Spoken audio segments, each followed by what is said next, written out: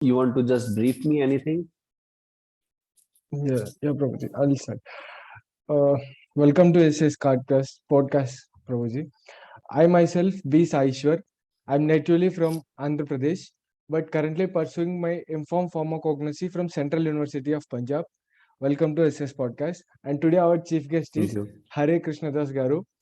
Hare Krishna Das Garu was born in devotee Hindu family in Mumbai and was drawn to the teachings of Bhagavad Gita and ISKCON at an early age of 16 years itself. He is basically and professionally a qualified company secretary and a law graduate for working more than 5 years in a corporate world. So after even though working some time, he decided to take up the monkhood and utilizes his skills for the spiritual purposes. Since nearly 2 decades, it has been Sir has as a member of Radha Gopinath Brahmachari Ashram at ISKCON Chowpatty, Mumbai. Uh, he oversees the legal and public relation departments of the temple. Welcome to SS Podcast, Prabhuji. Hare Krishna.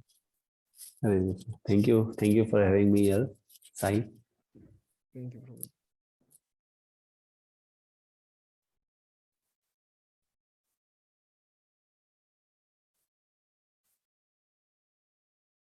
Can you please proceed, Prabhuji? Oh, I thought you were going to ask some question. Okay. So it's my great pleasure to be here with Sai Ishwar and on his SS podcast. And Thank you, Prabhuji.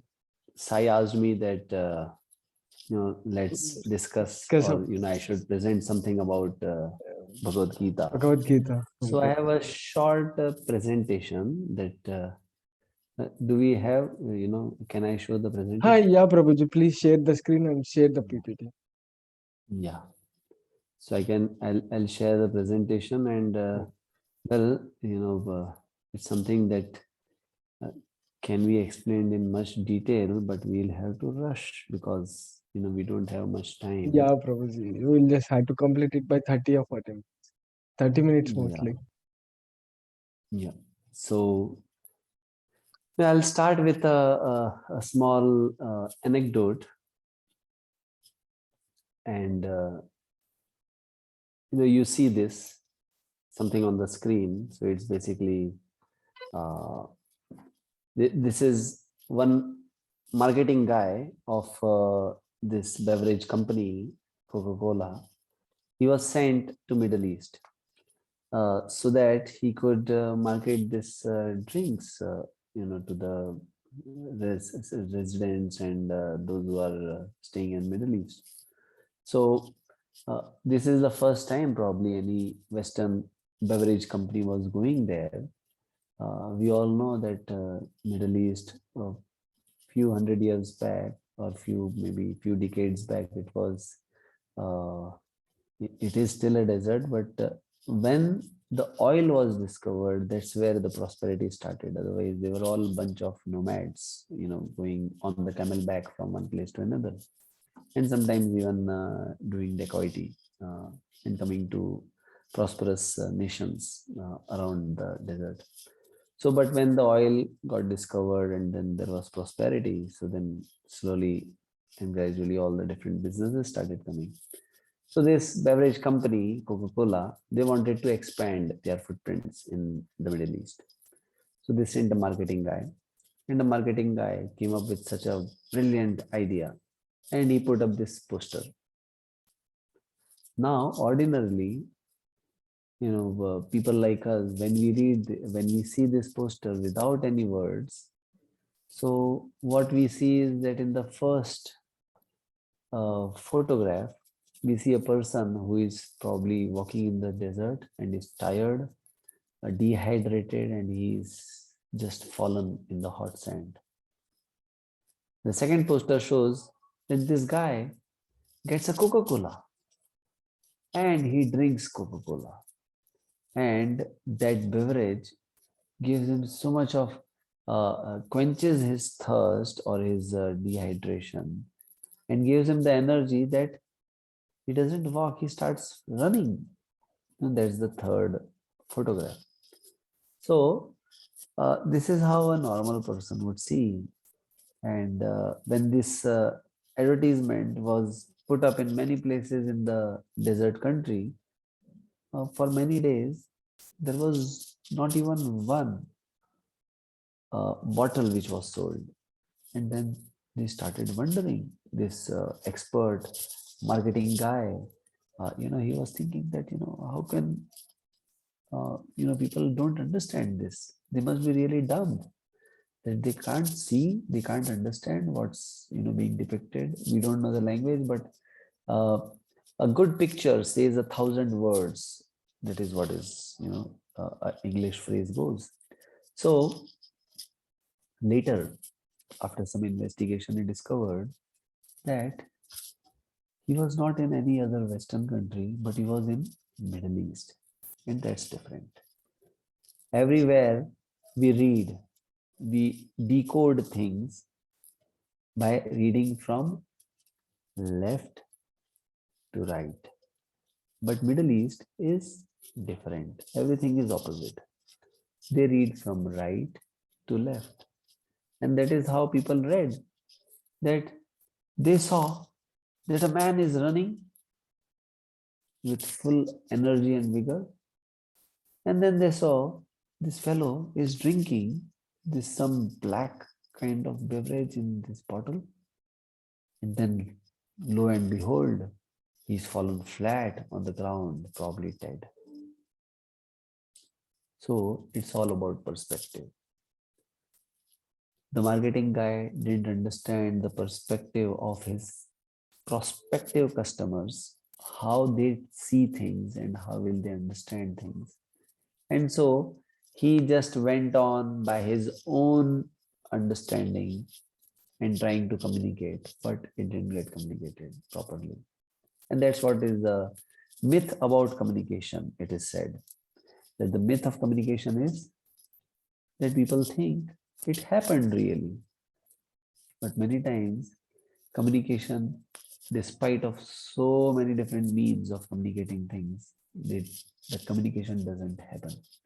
So when we speak about the Bhagavad Gita, we have heard Bhagavad Gita. We have heard about Bhagavad Gita from different sources, maybe, for those in India. We have heard right from our childhood, Bhagavad Gita, our parents, our grandparents speaking about it and, referring to it. Probably for those who were growing up in mid 90s, so we know Bhagavad Gita from the famous Mahabharat serial. There is one section where there is Bhagavad Gita which is spoken. But what is this Bhagavad Gita? How can we actually understand the Bhagavad Gita? What is the heart of Bhagavad Gita? So, if you want to approach someone's heart, you can't approach the way you want, but you have to actually get the permission of the other person. You have to learn how to approach it. So the Bhagavad Gita can be understood not just from our perspective of what we believe it is, but we can actually get access to the Bhagavad Gita from the perspective or from the way what the author wants to communicate. Who is the author of the Bhagavad Gita? Author of the Bhagavad Gita is Bhagavan Shri Krishna. The word Bhagavad Gita literally means Gita of Bhagavan. Gita means song and Bhagavad means personality of Godhead, Supreme Personality of Godhead. So Bhagavad Gita means the song of God. And that's what makes Bhagavad Gita divine. Bhagavad Gita is special because it is not like any other scripture where someone says that he heard from God. There is no document. There is no documentary proof of it. And then he says, this is what has been inspired to me, or I have heard from someone who is a messenger of God. And now I am giving it to all of you. And then that message is preached. And then after a few hundred years, some people, they come together and then they compile that. And that becomes the Holy Scripture. Bhagavad Gita is special because There is no second person or third person hearing and then scripting it for people to understand and follow. Bhagavad Gita is what is being directly spoken in person, the first person by Bhagavan himself, Krishna, to his first student at that time, Arjun. And Bhagavad Gita forms part of this Mahabharata, which is like a iconic tome of Vedic literature. It's literature which is written in 100,000 verses in perfect Sanskrit. Bhagavad Gita, and which is part of Mahabharata, is actually, it appears within the center of Mahabharata, where the war has begun. And just before the war begins on this battlefield of Kurukshetra, which is a historical place, it's a few hundred miles northwest of Delhi in the state of Haryana, Kurukshetra. Mahabharata is not just a fantastic story or a mythical story, imaginary story that people feel or we have been given to understand from our westernized education system in India. We hear of this word mythology. Mythology is not an Indian word. Mythology is an English word. And that myth means something which is made up, something which is imaginary, something which is not real. Mahabharata, which contains Bhagavad Gita, itself is not a mythology. Yes, the stories may look very fantastic, something that is unbelievable. But just because you don't have experience of something doesn't make it unreal. 50 years back, no one had even imagination or experience of these gadgets made up of plastic and some metal and some glass. If someone spoke of, you can hold something like this and speak to a person thousands of miles away and even see him, people would say you are gone crazy. Just because you can't conceive of something doesn't mean that it is not possible or it is unreal. So similarly, Mahabharata has so many stories which may seem to be humanly incomprehensible, but that doesn't make it unreal or imaginary or mythological. Yes, certainly they're fantastic stories, but they are also historical facts. There is a place of the name Kurukshetra. The Bhagavad Gita starts, the first verse is Dharmakshetre Kurukshetre Samaveta Yuyutsava. Dhritarashtra is asking this question to his secretary Sanjay. In the place of performances of spiritual religious rituals, Dharmakshetra, which is Kurukshetra, the battles, the armies of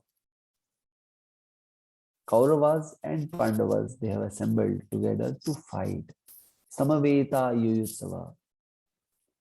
So he's asking what is happening now there. So it's a historical fact.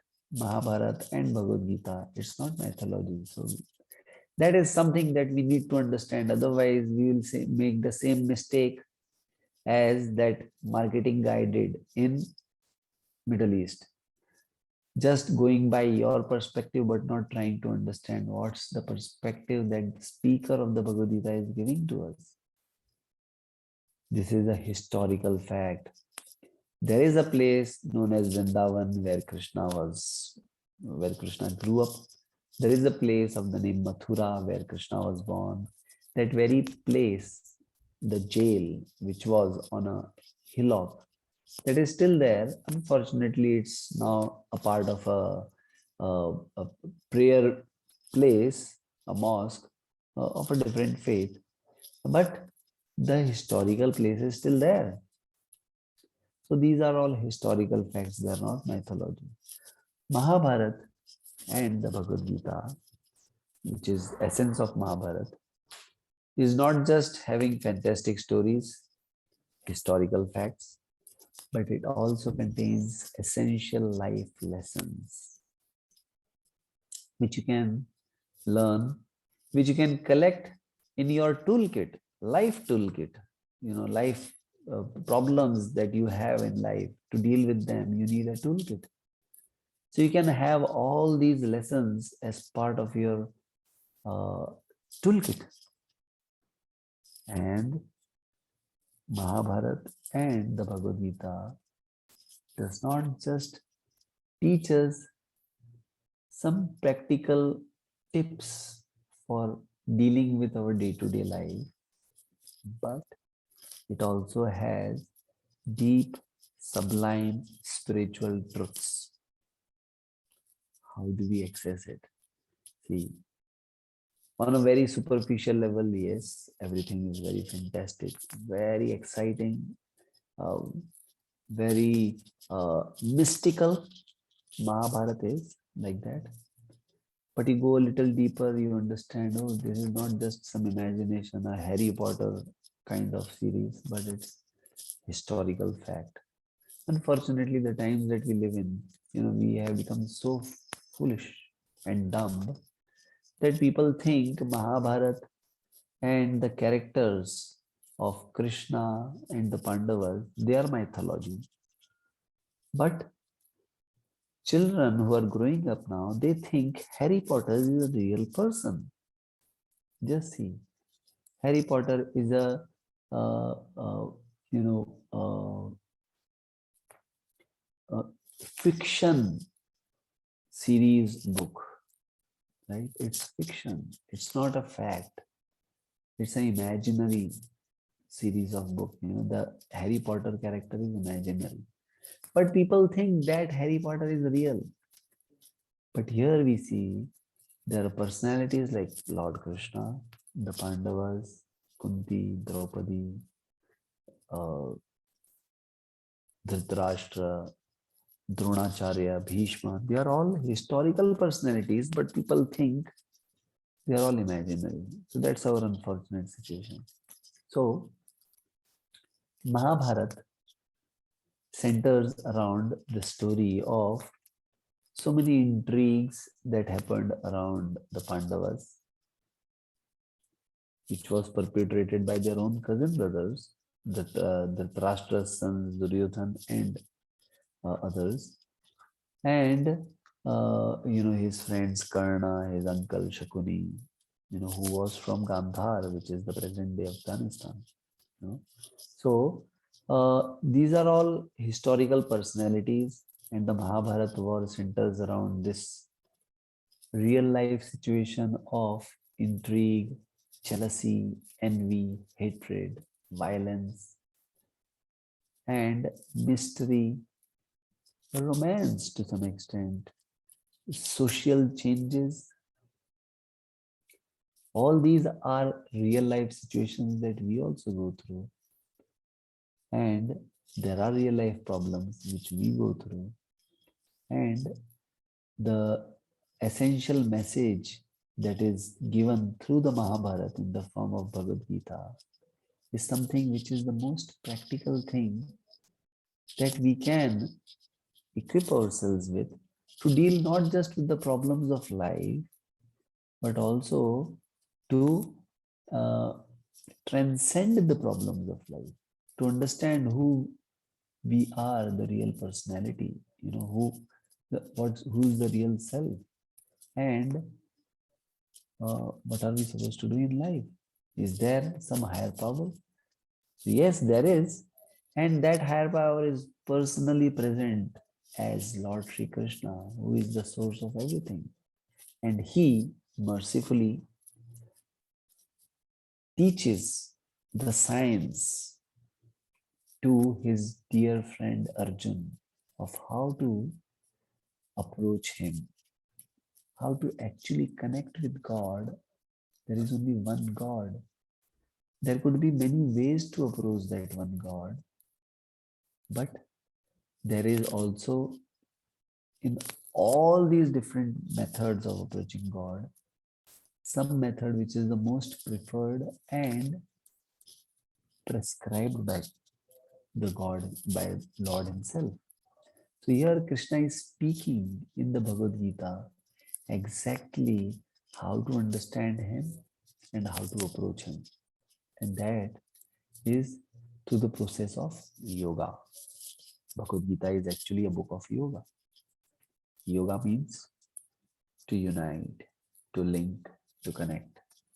And uh, the science of this linking, uplinking, as we say, in the modern terms of internet, that is being taught by the Bhagavad Gita. Why I keep saying that it is science? Because it has universal application. Religion or a certain kind of path, a ritualistic denomination path, they are specific to a region, to a culture, to an ethnicity, and very narrowly applicable sometimes to only the followers or the believers of that path or that faith. But science is something which is universal. It's like, electricity is a science. It is not someone's belief or faith. So if you put your finger in a socket of 110 volts or 230 volts in India, you'll get a shock. And if you did the same thing in America or Germany or Europe or Russia or Australia or Africa, you'll get the same current, you'll get the same shock. Because the electricity does not distinguish between, you are Indian, American, you are in Europe or India. No, science is universally applicable. So the Bhagavad Gita, the wisdom that it gives, it has that universal application. And so I keep referring to Bhagavad Gita as a science. Bhagavad Gita primarily has these 5 subject matters which are discussed. So we'll briefly see what are these 5 subject matters and how to approach this learning. That also we'll briefly go through.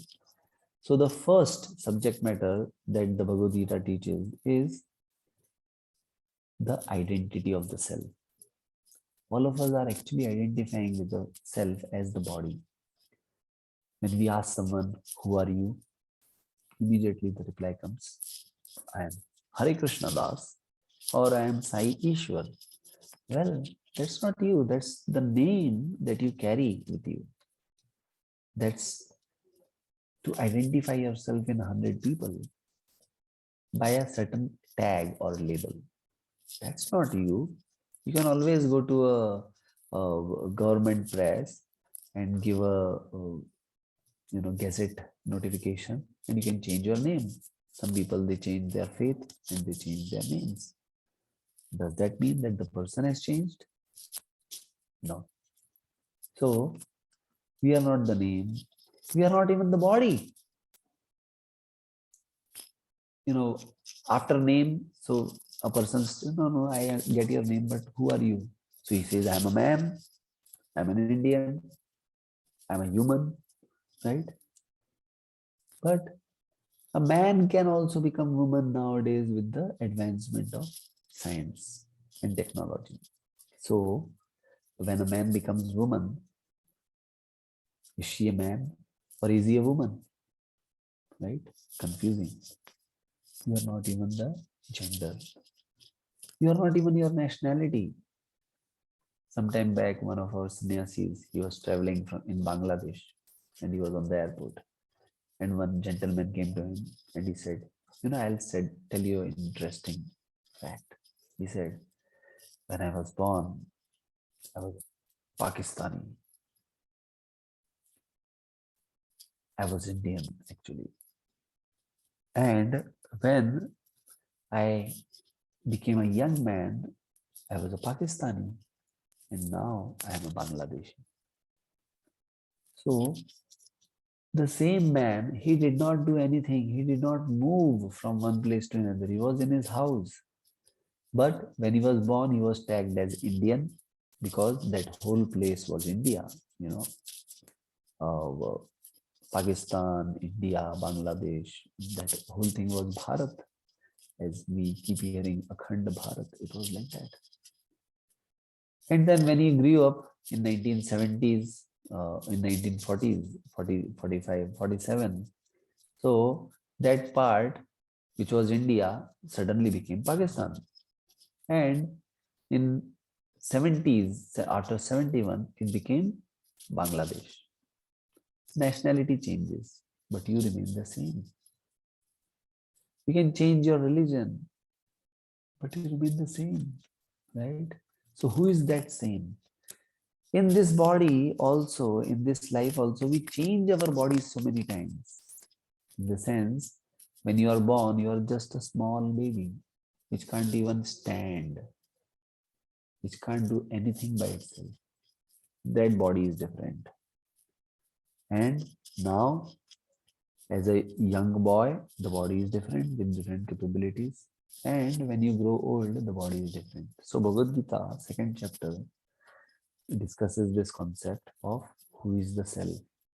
Krishna says, Dehinosmin yatha dehi kaumaram yovanam jara tatha deyantara praptir dhirastatra namayati. That as the embodied soul passes in this life from boyhood to youth to old age, similarly at the time of death, the soul goes into another body. A sober person does not get bewildered by such a change. So the body keeps on changing, but the self is the same, and that is soul, the spiritual spark, which actually gives life to the body.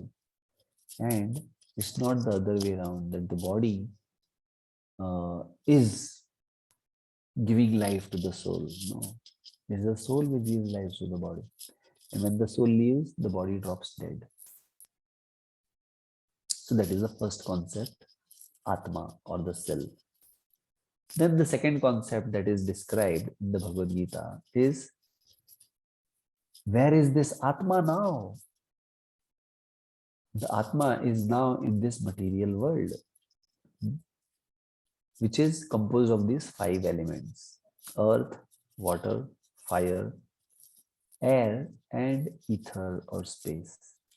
These are powerful elements of nature, which is described in the Bhagavad Gita as Prakriti.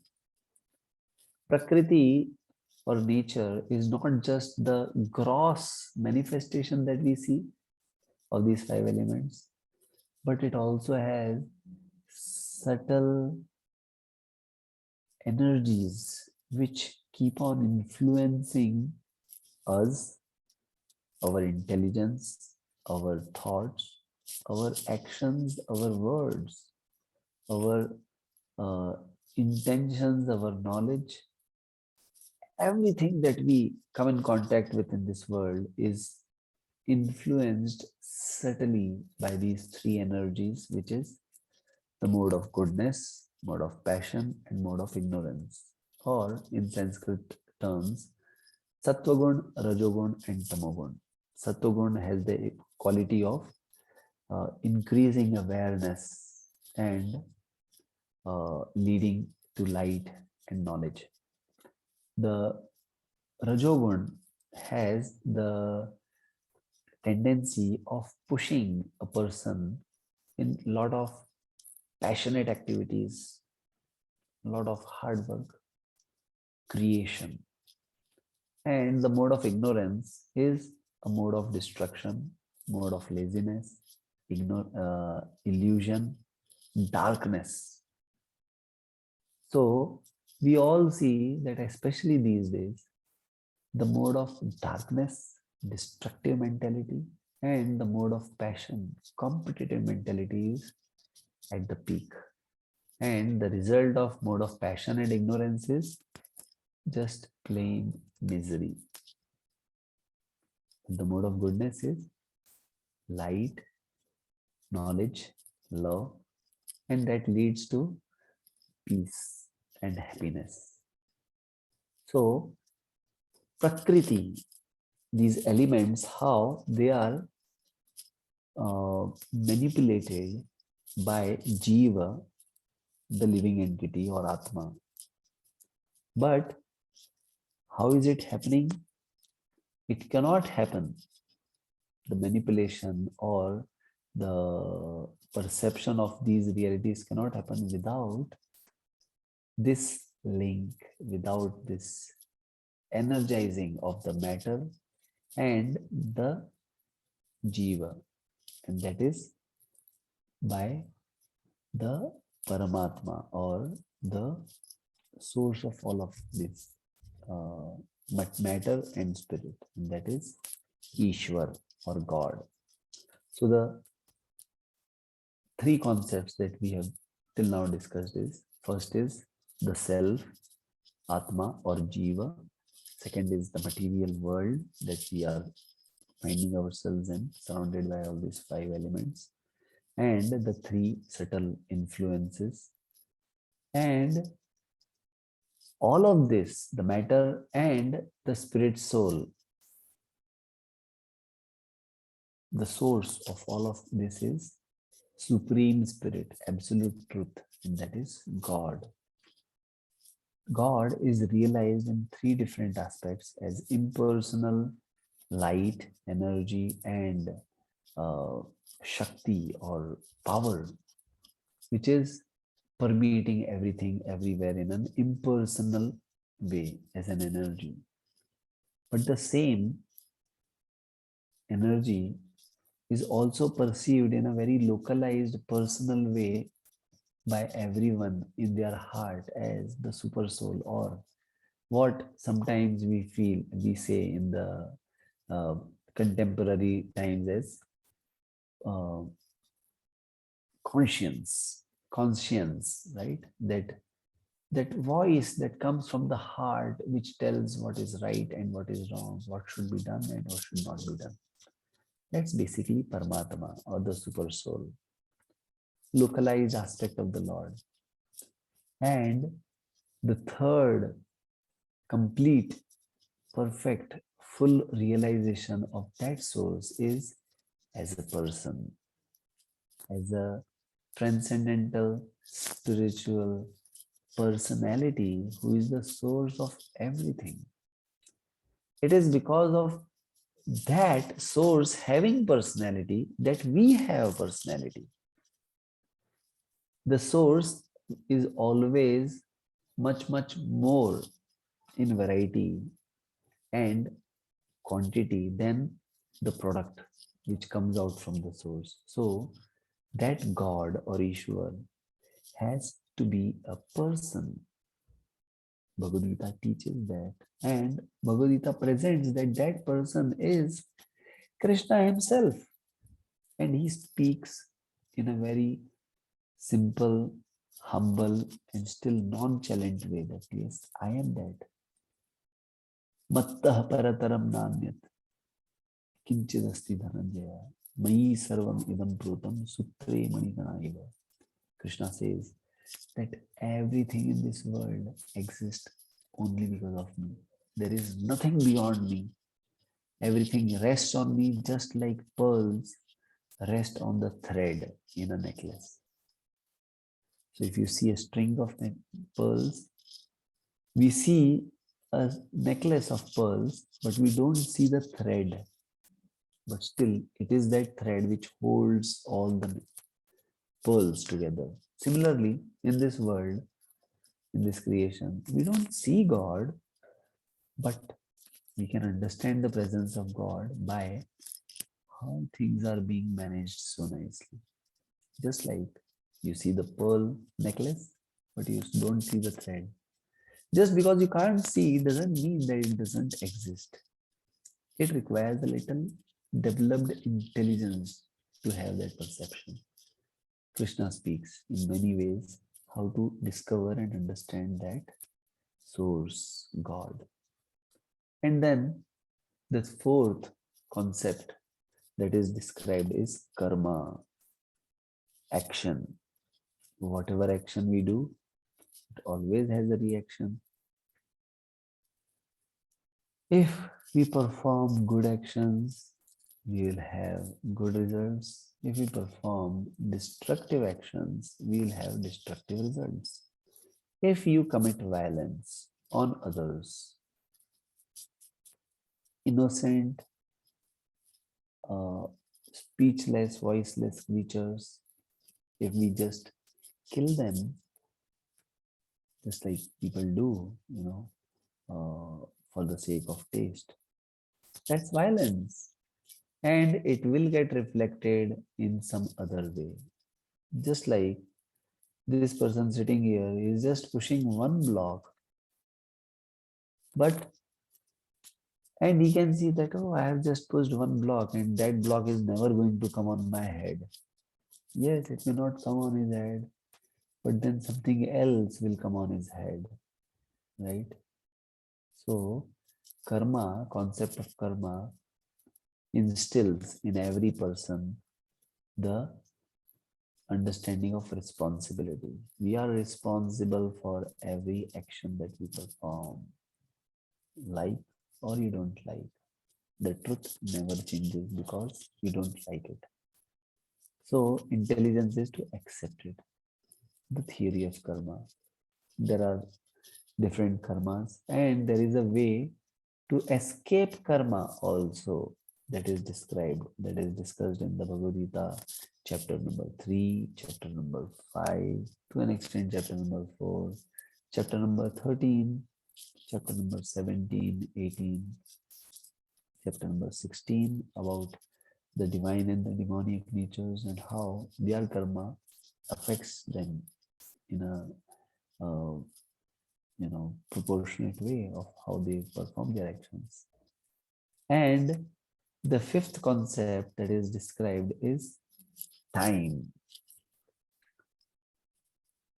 So, Jiva in this material world, under the supervision of the Lord, performs action, karma, under the purview of time. Right? So now, at a particular time now, we are recording this video. So, because the time is moving, this is happening. But if you freeze time, now it is 9 o'clock and 44 minutes. If you freeze this time, this screen will be freezed and there won't be any action. But because the time is moving, the action is being performed. Now, everything, everyone, the nature also is under the purview of this time factor, and time waits for no one, as we know. Time and tide wait for no one.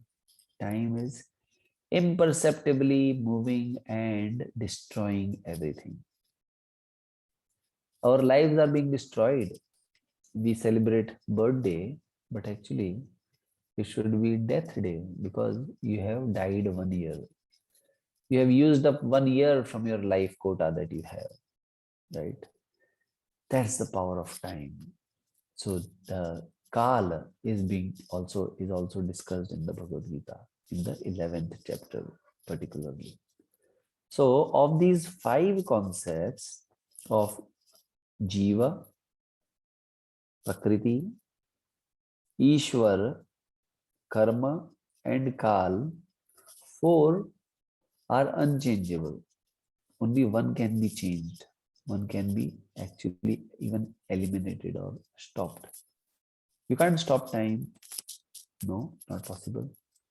You can't eliminate Jiva because Jiva is eternal. You can't destroy nature, which is also energy. Energy can never be destroyed. It can only change forms, right? You can't ever destroy God. You may deny his existence. That doesn't mean anything to him, right? But you can stop karma. You can change your karma. You can change the results of your karma. That's in your hand. And that's what the Bhagavad Gita actually teaches.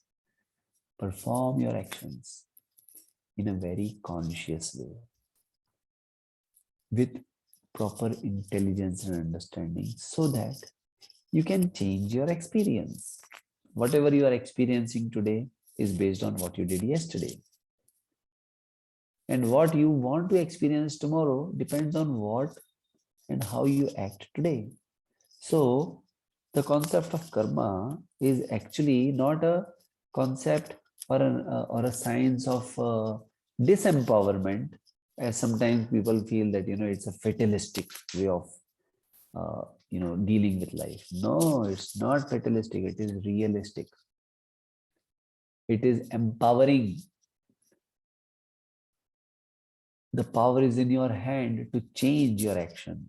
Of course, it's not going to be easy because you have to deal with your mind.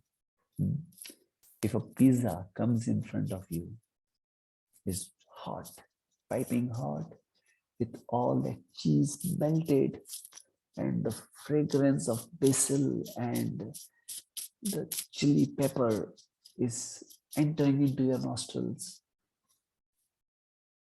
and you're already started drooling, salivating. But your intelligence says this is junk food, and if you eat it, you're going to suffer terribly indigestion, and that's not going to be good for you. Can you resist that temptation that is being presented by the senses and the mind? If you can, you change your experience of tomorrow. But if you can't, and you give in to that temptation, you eat it, you gobble it, you have the capacity to only eat a half of a pizza and you consume 2 pizzas, you change your experience by your action today. But if you can resist, yes, it's a temporary misery, but then it creates more happiness in future, right? So there is pain in discipline and there is pain in uh, indulgence, right? Which pain do you want? That's the choice that we have. Pain of discipline, or pain of indiscriminate action. That's our choice. So Bhagavad Gita teaches all these 5 topics. Now, how to approach the Bhagavad Gita? In the next 10 minutes, we'll complete this. That how there are different ways of approaching the Bhagavad Gita.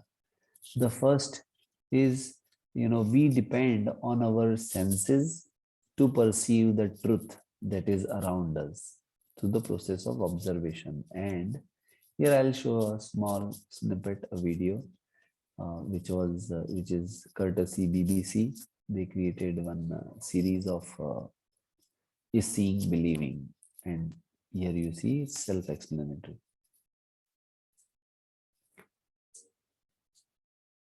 Can you trust anything you see with your eyes? Do you think seeing is really believing? The beautiful thing about illusions is that they make us realize things are not always quite as they seem. So, Yes. Many times people say, I don't believe in God until you show me God. As if God is a waiter that you ring the bell and give the call and the waiter comes running. Yes, sir. What can I do for you? It's foolish. Here we see that, our senses are limited. We have very less capacity of perception. We are very easily illusioned. So, how much can we understand just by seeing? between reality and what we perceive that holds the key to how our senses work. So if you're unsure if seeing is really believing, you're the only one. What do you mean by that?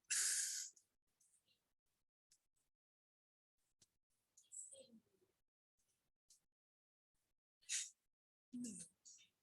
Yes. But in depends who you ask. Seeing is literally believing. We see what we believe. Yes. So many times we just believe that God doesn't exist. So we only will see reasons that God doesn't exist, right? So the perception that is generated by observation is a very limited and faulty way of understanding truth. Here you can see something, what it is. It's an X-ray and a CT scan of my mother, who, by the divine will of all the nature of this world, 15 months back, she left her body. She died. So 8 months before that happened, these are the pictures of X-ray. Now, what do you see in the X-ray? You see X-ray. You see this film. But just observing, you say that yes, this is an X-ray, but it's not just X-ray. It actually is conveying something. Now, to decode that, you need to understand how to decode this. You have to have knowledge. Only then you can understand what you see, what you observe. Otherwise, you are just saying, yes, this is an X-ray. But actually, you can't even see or perceive that this X-ray is showing a tumor in the lung, right? For that, you have to have prior knowledge. But how do you get that knowledge? Sometimes we only learn by seeing or inferencing that, oh, this is a X-ray, that means there should be some disease. Our inferencing is like this. And this is also a wonderful video.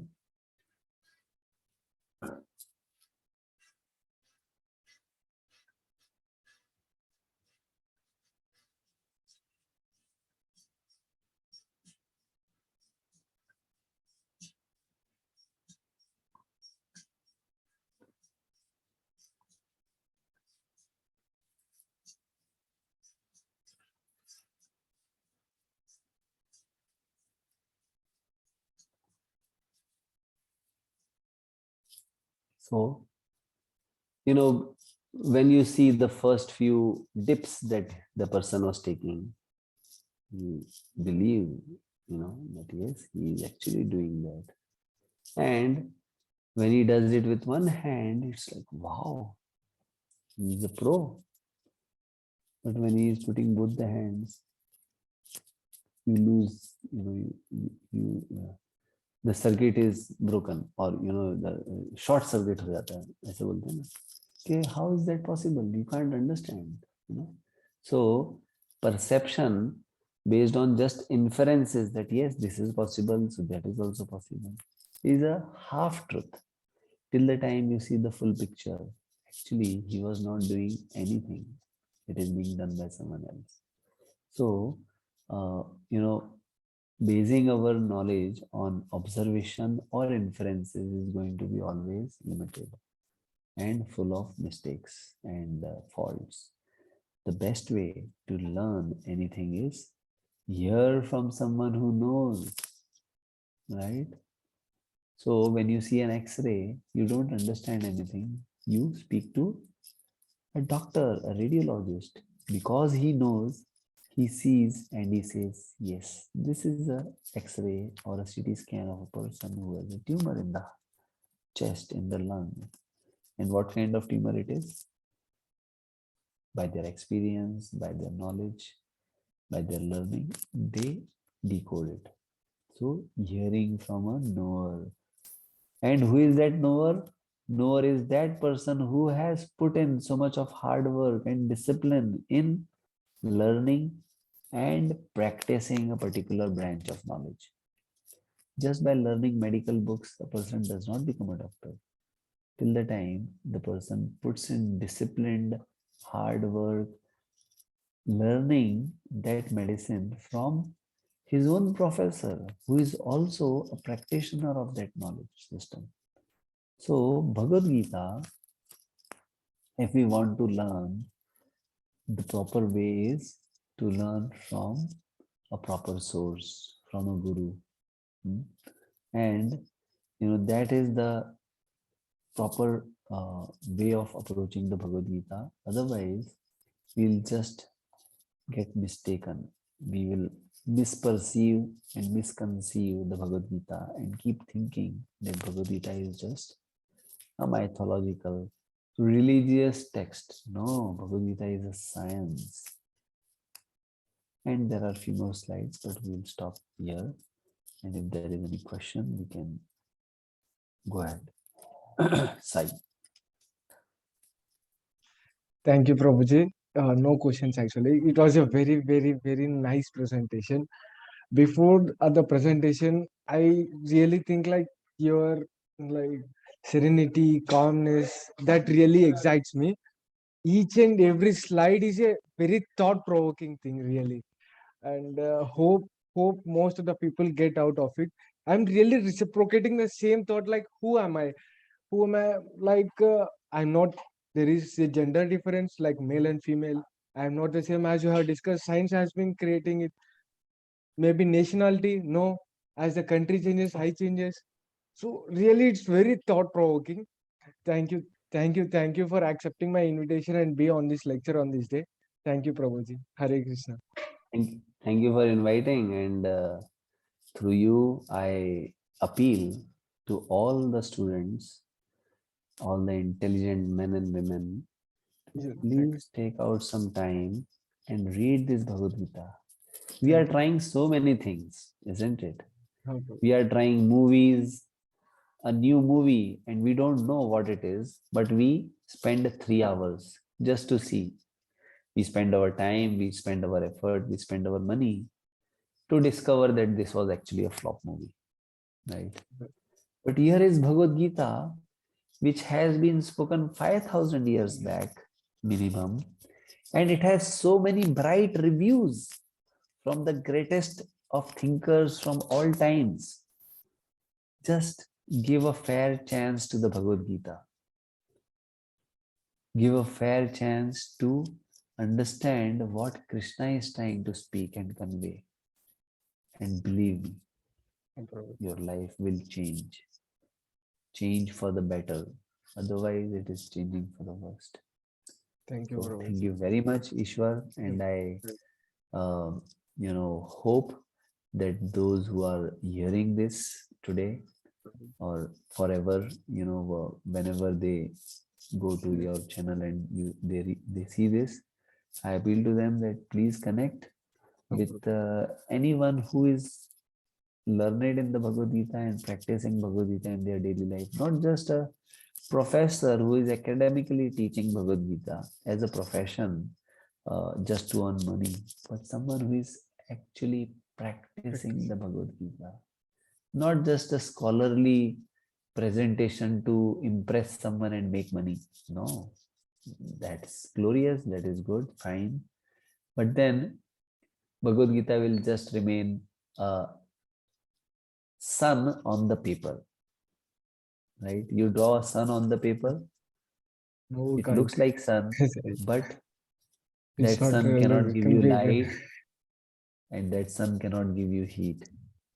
But when you actually connect with someone, a teacher who is a practitioner, that's like accessing real sun, which can give heat and which can give light. So with that, I appeal to all the listeners to please find a practicing Bhagavad Gita student who will become your teacher.